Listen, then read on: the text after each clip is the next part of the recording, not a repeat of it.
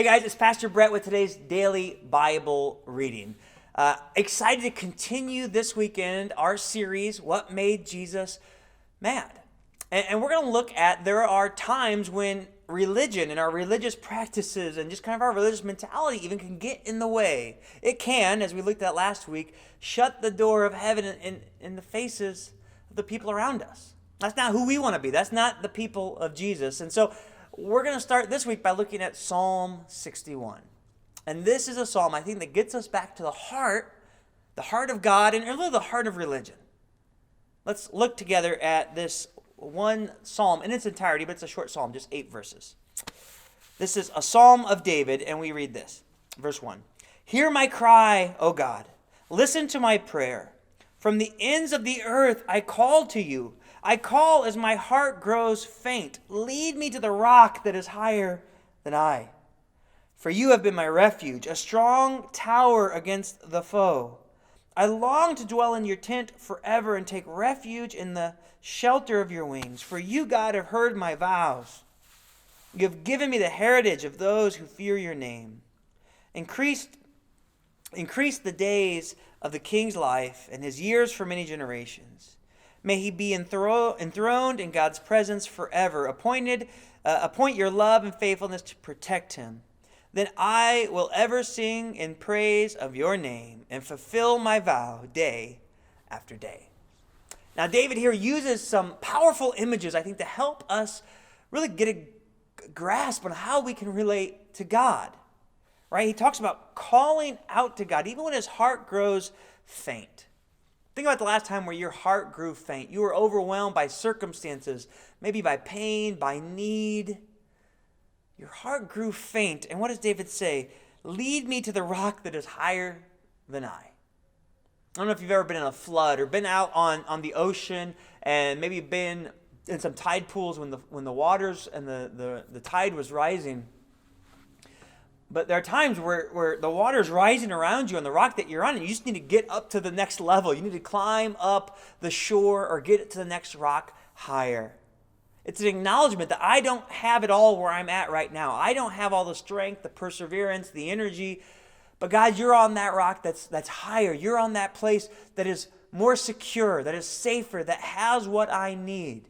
It's an acknowledgement of humility that, God, you are what I am not, and you are where I need to be. He continues in verse 3, you've been my refuge. You've been my defense, my strong tower, my protection against evil, against my foe around me. He says in verse 4, this is another powerful image. I long to dwell in your tent forever, to take refuge in the shelter of your wings. This is a commitment to say, God, I belong in your presence. I am most whole. I am most who I am made to be when I am with you. And your presence, it is like a tent that provides protection for me when I'm out in the wilderness. Your presence, it's like the wings of a mother bird who goes and puts those wings of protection over her children. This is who it is and how we relate to God. You see, what made Jesus angry is when we used religion to push others away, to close the door of heaven in the face of those who might come near, to divide. But this, Psalm 61, gives us a glimpse of the true heart of what it is to be the people of God. It's an acknowledgement of humility. It's acknowledgement that our home is with him and in his presence, and that is our protection. You see, none of this is a threat to those who are around us. None of this is a way of looking down on other people when we read Psalm 61. Instead, this kind of religion is a humbling of the heart before God. And that Jesus celebrates. That Jesus wants to see in us. And so let me ask, is our religion, as we practice the way of Jesus, is it reflecting that humility? Is it helping others draw near to God? Or maybe, even if we don't mean it, can it accidentally be shutting the doors of heaven in the face of those who want to come near? Maybe we accidentally make fun of those who don't know some of our insider language. Maybe we accidentally make God more inaccessible by having our big theological terms or wanting people to live up to our standards who aren't yet in our relationship with God. There are ways sometimes that our religion can get in the way. And when that happens, our call is to come right back here. Come right back to that place of relating to God, that place of humility that recognizes who He is and how we need His presence in our lives.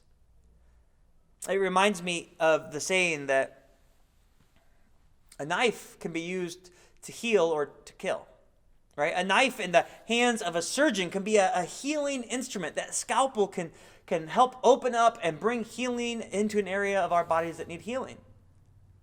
But that same kind of knife could be used to harm someone else near us. The question is, what is our intention in our hearts? How do we relate to it? Let us not use religion to harm, to cut down, to hurt, to keep others far from God. But may we have this heart of humility. May we have this heart that seeks the presence of God. And so that it is an irresistible presence, an irresistible magnetism in our lives, because we are a people whose hearts reflect the heart of God. Guys, have a great week. Cannot wait to connect with you this weekend as we continue our series, What Made Jesus Mad? All right, God bless. Talk to you real soon.